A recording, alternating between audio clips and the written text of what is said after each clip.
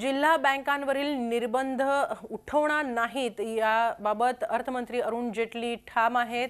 जिल्हा बँकेवरील निर्बंध उठवले जाणार नाहीत।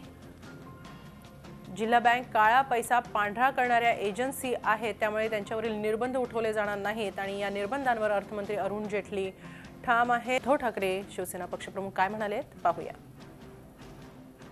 हा निर्णय दुर्दैवी आहे आणि ग्रामीण अर्थव्यवस्था आहे। आज शेतकऱ्यांना ज्या पैशाची अपेक्षा नाही मिळण्यात आवश्यकता आहे ती मग कोण देणार।